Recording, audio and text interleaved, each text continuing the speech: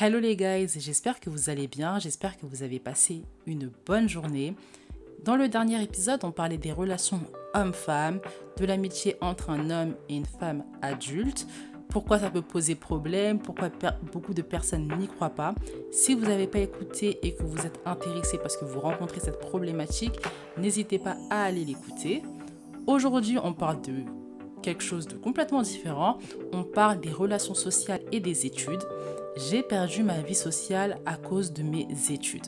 Alors c'est quelque chose qui arrive beaucoup à des personnes qui s'en rendent compte après leurs études. Donc elles font leurs études, elles se concentrent, elles bossent. Ensuite, elles ont leur métier, elles ont leur diplôme d'abord, ensuite le métier qu'il faut. Mais elles se rendent compte qu'il n'y a plus personne autour, il n'y a plus de copains, il n'y a plus de copines pour les hommes, il n'y a plus d'amis et parfois même il n'y a plus de famille, la famille proche qu'on considère un peu comme des amis, elle n'est plus là. Ils se rendent compte qu'ils sont lésés en fait, surtout dans les cas où ils n'aiment pas leur boulot, parce qu'ils n'ont personne avec qui profiter en dehors de leur travail pour lequel ils ont tant bossé, ils ont tant délaissé du monde.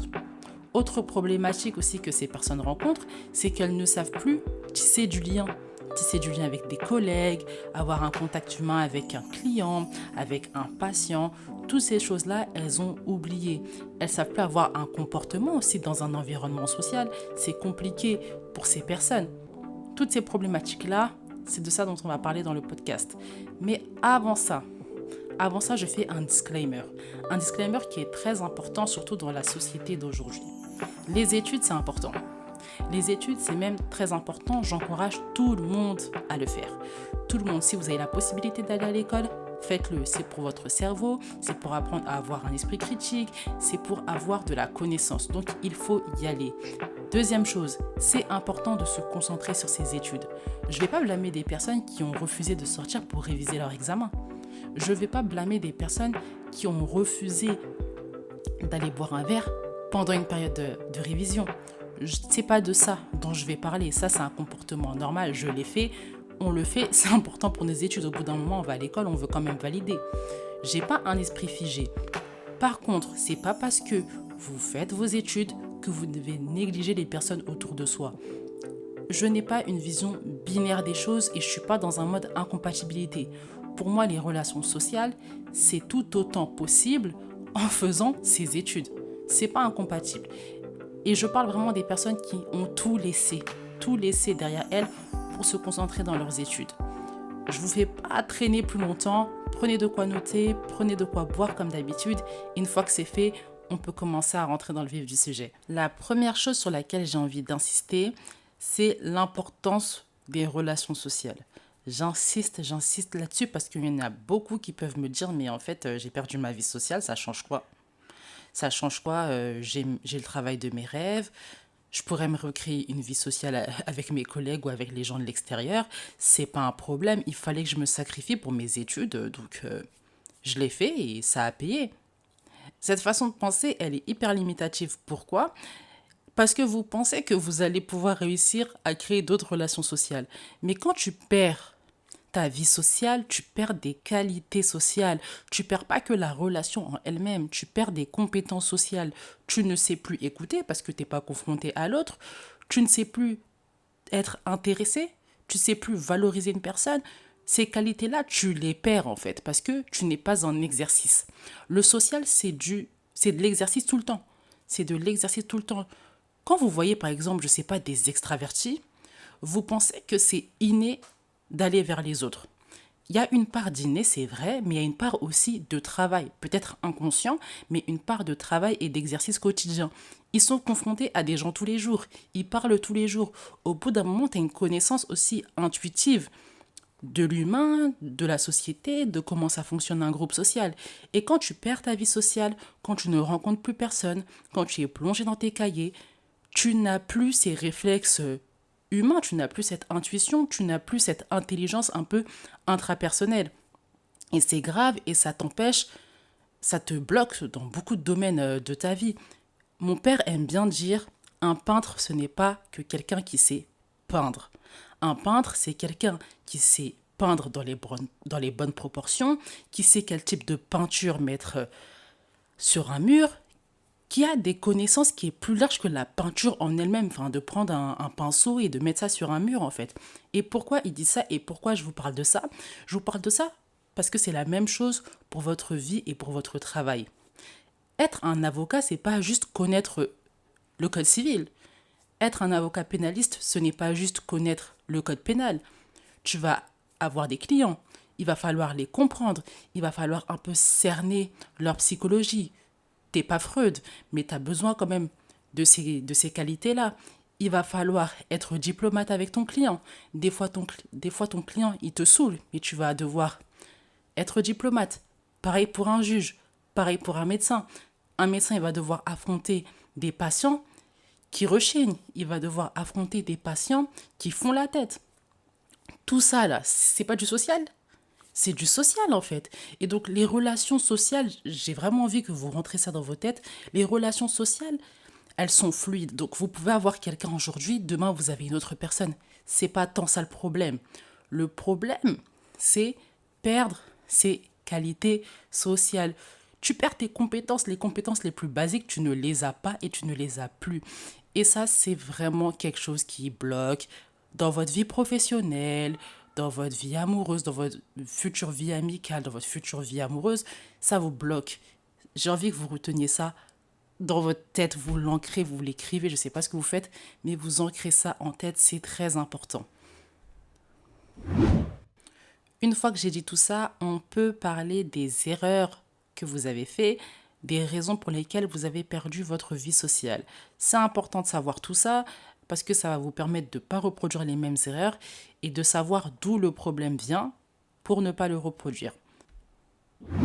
La première raison, et en fait c'est deux raisons imbriquées, c'est votre peur d'aller vers les autres quand vous changez de milieu social. Non seulement vous avez délaissé un peu vos amis parce que vous étiez concentré sur vos études, mais vous avez aussi refusé d'aller vers les autres, refusé de créer du lien avec les personnes qui étaient dans votre faculté ou qui étaient dans votre lycée si vous faites un BTS, dans votre internat, enfin bref, dans votre lieu d'études. Moi, quand j'étais à Assas, parce que j'ai fait Assas et quand j'y suis allée, au début, je ne voulais pas faire de lien. Je ne voulais pas faire de lien. Moi, je viens de banlieue, je vais à Assas. Déjà, j'ai un peu ce complexe-là de la banlieusarde qui va à Assas. Ensuite, je me dis que je les connais pas. Il y a beaucoup d'étrangers, ils ont leur délire. Moi, je suis pas dedans. Donc, je m'étais vraiment bloquée à ce niveau-là. Mais la chose qui m'a sauvée, c'est que à l'extérieur, je conservais mes amitiés. Je parlais quand même avec mes amis. Je faisais tout pour les voir, même si c'était une période difficile. C'est la chose qui m'a sauvée. Mais si j'avais délaissé mes amis et que j'avais refusé de créer du lien à la fac, je me serais retrouvée clairement toute seule. Je me serais retrouvée toute seule. Et on a beaucoup, vous tombez dans cette erreur-là. Vous vous dites, je me concentre à fond sur mes études. Ce qui n'est pas une mauvaise chose. Vous pouvez vous concentrer sur vos études et nourrir vos relations. Il ne faut pas avoir une vision figée de la vie, figée de vos études, figée de vos relations. Les deux sont compatibles. Il n'y a pas d'incompatibilité. Mais oui, je disais que vous arrivez dans une nouvelle fac, vous laissez vos amis parce que vous avez la pression de l'école, et en plus de ça, vous refusez de créer du lien. Et ça vous bloque de tout contact humain. Vous vous bloquez, vous allez en cours, vous notez le cours, vous retournez chez vous, vous bossez vos cours, le lendemain, ça recommence, ça recommence, ça recommence. Il y a beaucoup de personnes comme ça qui, des fois, n'ont même pas validé leur année parce qu'elles ont refusé d'aller vers les autres. La fac, c'est un bon moyen aussi de se créer des amitiés, de nouer du lien, de participer à des associations, de participer à des événements. Et donc, vous pouvez très bien, admettons que vous avez laissé vos amis parce qu'ils n'avaient pas les mêmes objectifs que vous, parce que vous étiez concentré sur vos devoirs, sur votre cours, sur vos cours magistraux, sur vos TD, vous étiez concentré. Je parle beaucoup des choses qui me ressemblent, la fac de droit. Mais voilà, vous étiez concentré. Ok, c'est un fait. Mais à la fac, tu peux rencontrer des gens. Tu peux aller boire un verre avec tes amis de la fac, avec les collègues de la fac, avec tes camarades de classe. Surtout que vous avez le même emploi du temps, vous avez les mêmes charges de travail, vous avez les mêmes examens. Donc, c'est des personnes qui sont dans la même barque que toi. Ces personnes-là, elles peuvent faire du chemin avec toi. Tu perds pas tes qualités sociales, tu discutes, tu vois du monde, tu penses à autre chose que tes cours, ça te fait du bien. Et puis, t'es pas lésé en fait, t'as pas peur de l'autre parce que tu fais un pas, tu discutes, tu es en lien avec l'humanité en fait. C'est important, c'est très important. Donc la première raison qui a fait que vous avez perdu votre vie sociale, c'est le refus d'aller vers l'autre. Le refus d'aller vers d'autres et dans le même temps, délaisser les personnes qui étaient autour de vous déjà. Une deuxième raison qui a contribué aussi à perdre ta vie sociale, c'est de penser que ta réussite dépend que de tes études. Je répète, tu pensais que ta vie, ta réussite ne dépendait que de tes études. Cette mentalité, c'est un poison. C'est un poison dans un monde où les gens sont de moins en moins satisfaits. C'est un poison dans un monde où les métiers évoluent. Il y a l'intelligence artificielle. Peut-être que demain, ton métier va disparaître ou il va être moins demandé. On va moins rechercher des personnes dans ton domaine d'activité. Dans un monde où les choses elles fluctuent et que dans 10 ans, peut-être, tu vas vouloir changer d'activité professionnelle. Dans un monde comme ça, tu places toute ta réussite dans tes études. Tu places toute ta réussite dans tes études. Il faut placer une partie de sa réussite dans ses études, mais pas toute sa réussite sur les études. Ce n'est pas possible. Comme je le disais tout à l'heure, une fois que tu arrives dans le monde professionnel, tu vas avoir des collègues, tu vas avoir des clients, tu vas avoir un patron, tu vas avoir que des relations sociales. Les études, c'est le ticket d'entrée pour arriver dans une certaine place. Mais une fois que tu es dans cette place-là, on considère que le ticket d'entrée, c'est bon, c'est passé. Maintenant, tu vas apprendre un métier. Tu vas apprendre un métier et tu vas apprendre à t'insérer dans un projet, dans un lieu de travail, dans un environnement social avec tes collègues. Si tu ne sais pas socialiser, si tu ne sais pas travailler en équipe, si tu ne sais pas parler à un client avec diplomatie, si tu ne sais pas parler à un patient avec diplomatie, si tu ne sais pas respecter tes supérieurs, si tu te braques à chaque fois qu'on te fait une remarque, comment tu vas évoluer dans ton domaine professionnel? Comment tu vas évoluer dans ton domaine professionnel? Ce n'est pas possible. Encore une fois, les qualités sociales, ça permet aussi de travailler ton caractère. Quand tu es en exercice tous les jours, tu rencontres des personnes qui ont une manière de penser différente de la tienne. Tu rencontres des personnes qui ont un caractère différent du tien, qui ont des manières de faire différentes des tiennes. Et donc c'est comme ça que tu apprends en fait à cohabiter avec. Et le lieu de travail, c'est ça. Tu cohabites avec des gens que tu n'as pas choisis. Tu cohabites avec un patron que tu n'as pas choisi. Tu cohabites peut-être avec un patron qui met de la pression. Tu cohabites avec un manager qui rend dingue. Tu cohabites avec des collègues qui ont leur manière de faire. Donc si tu ne sais pas te placer dans tout ça, tu sais pas parler avec politesse, tu sais pas faire des remarques poliment, tu sais pas t'imposer, tu sais pas discuter, tu sais pas créer du lien autrement, parce qu'aujourd'hui en France, surtout en France et en Occident, on essaye de faire des lieux de travail, des lieux interactifs, on fait beaucoup de réunions, on fait beaucoup de choses peace au travail pour que l'ambiance de travail soit meilleure. Mais si toi, tu sais pas t'insérer dans ces dispositifs-là, comment tu vas faire pour durer dans ton lieu de travail? À la fin, c'est ça. Retenez que le diplôme, c'est un ticket d'entrée. Ce n'est pas une fin en soi. Et quand tu perçois ton diplôme comme une fin en soi, t'as déjà perdu. T'as déjà perdu parce que tu vas trop apprendre. Tu vas devoir trop apprendre et tu vas te rendre compte qu'en fait, mon diplôme, c'est un bout de papier. Ok, j'ai des connaissances qui me servent. Ça, on va pas critiquer. Par contre, c'est pas une fin. C'est pas une fin et j'ai besoin de parler aux gens. J'ai besoin de me sentir mieux. Et au-delà du lieu de travail, ta vie, ce n'est pas que le travail. Tu peux tomber sur des patrons qui mettent trop de pression. Tu peux tomber sur des collègues qui sont vicieux, qui sont détestables. Comment tu fais pour t'évader? Sur ton téléphone, sur Internet. Au bout d'un moment, ça fatigue. Tu as besoin aussi d'un lien humain plus apaisant. Si tu as des liens humains qui te saoulent, tu es forcé de rester là parce que tu vas chercher ton argent pour payer tes factures. À la fin, tu as besoin aussi de contact humain qui te fait du bien, qui t'apaise, qui te rend heureux, qui te fait grandir. Et ça, il ne faut pas négliger. Donc, percevoir son diplôme comme une fin en soi, c'est une des raisons et une raison tellement, tellement courante de la perte de la vie sociale que j'étais obligée de la mentionner. Et enfin, une troisième raison, un peu plus subtile, c'est le renfermement sur toi et de profiter de tes études pour te renfermer sur toi. Alors, il y a des personnes qui sont déjà de base introverties, qui sont déjà un peu renfermées sur elles, qui ont du mal à aller vers les autres, mais elles ont réussi à le faire. Elles ont réussi à le dépasser dans le passé. Elles se sont prouvées qu'elles pouvaient aller vers les autres. C'est pas devenu des extravertis, mais socialement, ça allait un peu mieux. Quand elles arrivent dans leurs études, elles se disent, j'arrive dans un nouveau milieu, je me concentre sur mes études, et si je peux arrêter de me mettre dans des positions inconfortables en allant vers les gens, en allant discuter, en participant à des associations, moi qui n'aime pas trop ça de base et moi qui ne suis pas performante dans ce domaine-là, pourquoi en fait je vais me forcer? J'ai des études, je peux me concentrer là-dessus. Et donc elle se concentre sur les études pour éviter de rencontrer les gens, de confronter des personnes, de discuter, de parler, parce que c'est quelque chose, c'est un domaine dans lequel elles ne sont pas à l'aise, elles ne sont pas confortables. Je vous raconterai cette histoire en détail dans un autre épisode, mais j'ai une amie, c'était ça. C'est quelqu'un, elle n'est pas à l'aise déjà avec les relations sociales, mais elle s'est dit c'est un objectif, donc je vais m'y atteler. Donc pendant un temps, ça allait, il n'y a pas de souci. Elle discute, elle parle avec les gens, elle essaie de faire des efforts.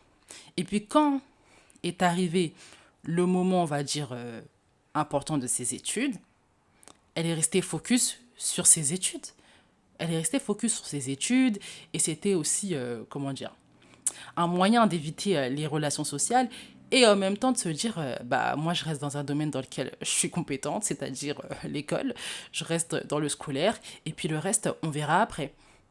Aujourd'hui, elle a grandi, elle se rend compte que c'était n'importe quoi en fait de faire ça parce qu'elle a du retard sur des choses basiques, sur des choses vraiment basiques. Et je la blâme pas quand je dis ça, je suis pas en train de me moquer d'elle, je suis pas en train de la juger, mais sur des choses basiques que mes petites sœurs de 15 ans arrivent à comprendre, elle n'arrive pas. Elle n'arrive pas à comprendre, elle n'a pas cette intuition-là, cette intelligence intrapersonnelle parce que elle n'a pas bossé sur ses relations sociales. J'ai pas envie que vous vous retrouviez dans ce cas-là. Malheureusement, si vous m'écoutez, c'est que vous êtes un peu dans ce cas-là. Mais j'espère que les réseaux que j'ai évoqués vous font du bien. Elles vous permettent de comprendre un peu vos comportements. Ce n'est pas une liste exhaustive. D'ailleurs, je vous invite à aller sur mon TikTok, à m'envoyer des DM, Wendy Grace, pour me donner vos raisons, témoigner un petit peu. Et ça me fera plaisir d'en parler dans un épisode. Je vous coupe dans ce bel épisode pour vous rappeler qu'il faut mettre les étoiles et les commentaires si vous appréciez l'épisode. Si je vous apporte du plus, si ça vous permet de travailler sur vous, de comprendre vos problématiques, mettez-moi les étoiles qui valent la valeur du podcast et également un commentaire. Ça booste vraiment le podcast, ça permet à des personnes qui ne me connaissent pas de me découvrir, de découvrir ce que je dis et ça me booste personnellement, ça me motive à faire d'autres épisodes. Donc n'oubliez pas, avec un petit commentaire pour me dire ce que vous pensez et également sur quoi je dois m'améliorer. C'est important pour moi et une fois que j'ai dit tout ça, on peut reprendre ce qu'on disait. J'ai envie de revenir sur un point dont j'ai parlé tout à l'heure, mais j'ai envie de m'attarder un petit peu. Le diplôme, c'est un ticket d'entrée pour votre métier. Futur métier, vous en avez besoin, c'est vrai. Mais ce qui vous permet d'évoluer, c'est davantage vos qualités sociales, vos compétences sociales que le travail que vous fournissez. Je ne suis pas en train de dire que le travail que vous fournissez, il n'est pas à prendre en compte. Il est à prendre en compte, mais il doit être accompagné de qualités sociales.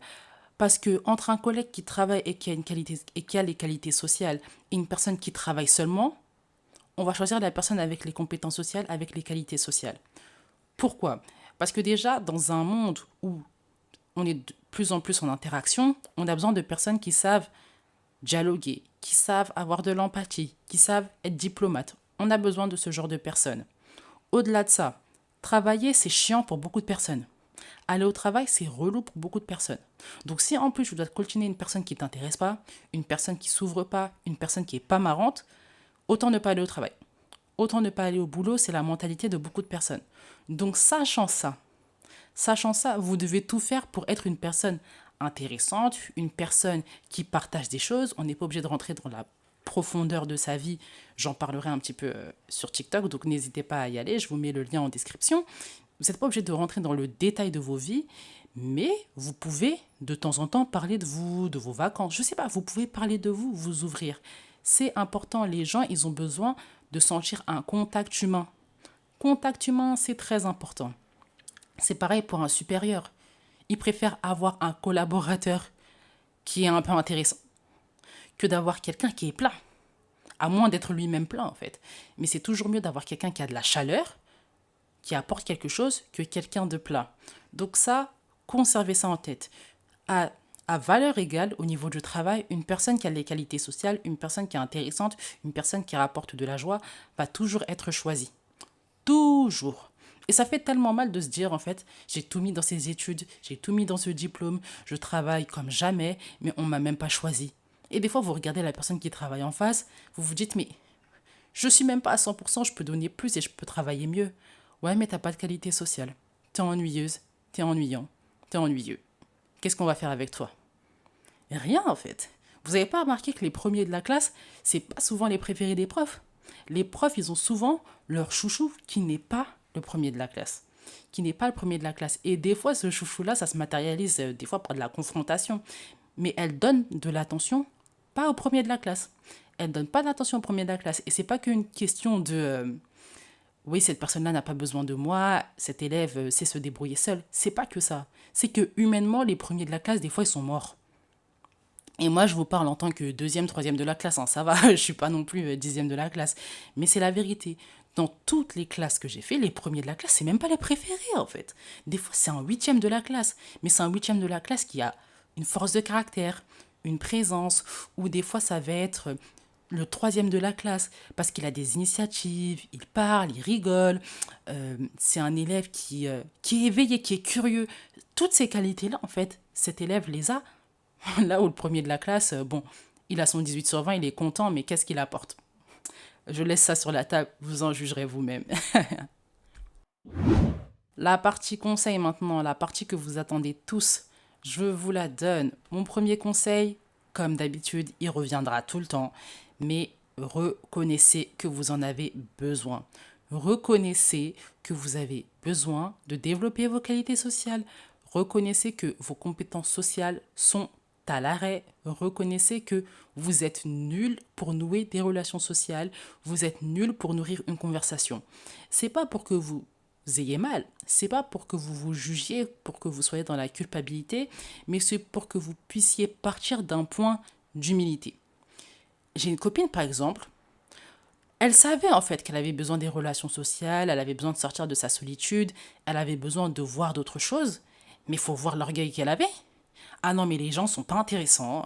Ah non, mais les gens sont inutiles. Franchement, vaut mieux être seul que mal accompagné. Toutes ces phrases-là, je la regardais, je disais, mais c'est pas toi qui veux avoir du lien en fait avec les gens? C'est pas toi? Si c'est toi, tu peux pas parler comme ça en fait. Parce que tu vas commencer à avoir cette pensée-là pour toutes les nouvelles personnes que tu vas rencontrer. Ça se trouve, la personne, elle a même pas eu le temps de montrer qui elle était. Toi, direct, ah non, cette personne, elle est pas intéressante. Parce qu'elle n'est pas intéressée par les choses par lesquelles tu es intéressé. Donc, c'est bon, elle n'est pas intéressante. Non, mais vraiment. Donc, partez d'un point d'humilité. On commence dans l'humilité. Ça ne veut pas dire qu'on va donner l'heure à tout le monde, ne vous inquiétez pas, mais on commence par l'humilité. C'est la première chose. La deuxième chose, c'est commencer par les milieux dans lesquels on est déjà. On commence par le travail si vous êtes au travail. On n'est pas là pour créer des amitiés, attention. J'ai parlé de la vie sociale, c'est vrai, mais je vous ai parlé aussi de quoi? Je vous ai parlé des compétences sociales. C'est la première chose à travailler pour avoir une vie sociale. Évidemment, vous commencez par le travail, mais quand vous aurez développé vos qualités, c'est à l'extérieur que vous allez ramener tout ça. On n'est pas là pour se créer des amis au travail. Bêtement. Ça, c'est la première chose à retenir. Et en plus, je vous ai fait un épisode sur les amis au travail. Donc, n'hésitez pas à aller l'écouter. Enfin, le troisième conseil, c'est de faire une liste de 3 compétences que vous avez envie de développer. Vous avez envie, par exemple, d'être plus à l'écoute, d'avoir plus d'empathie et d'être quelqu'un qui montre plus d'intérêt. C'est vos 3 compétences. Vous en prenez une seule des 3 et vous bossez sur elle jusqu'à ce que vous soyez satisfait. Attention, vous n'allez pas être dans la perfection, c'est pas parfait, pas du tout, ça n'arrivera jamais dans tous les cas, mais vous bossez jusqu'à ce que vous soyez satisfait. Par exemple, vous avez du mal à écouter les gens.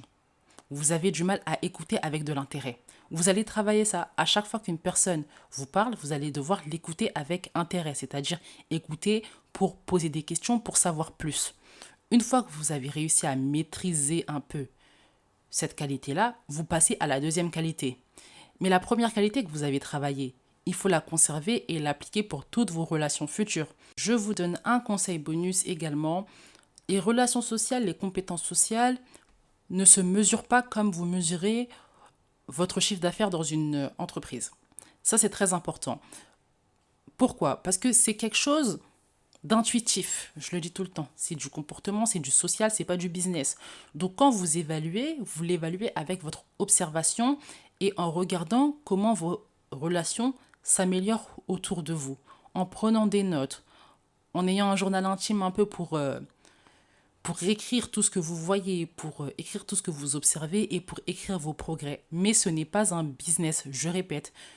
Vous ne pouvez pas vous dire dans 4 mois, je vais réussir à faire ça, il faut que j'atteigne ça, il faut que j'ai 2 relations autour de moi, il faut que ces 2 relations en aient fait ci, ça, ça. Non, ce n'est pas du business. On est dans la progression, c'est tranquille, on note et c'est quelque chose que vous allez sentir.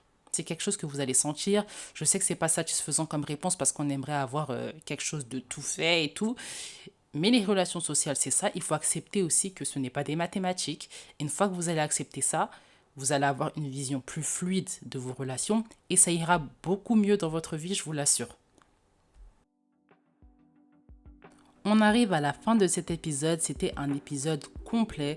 On a parlé des raisons pour lesquelles tu as négligé ta vie sociale, les conséquences et comment avancer pour se recréer une vie sociale parce qu'il n'est pas question de se morfondre. J'espère que vous avez appris beaucoup de choses dans cet épisode. N'hésitez pas à me dire ce que vous avez pensé de l'épisode sur TikTok, vous m'envoyez un petit message, je vous mets le lien en description et n'hésitez pas à vous abonner également sur TikTok parce que c'est là où on discute, c'est là où je peux pas développer des points, mais m'attarder sur un point et peut-être dire des choses que j'ai pas pu dire dans l'épisode.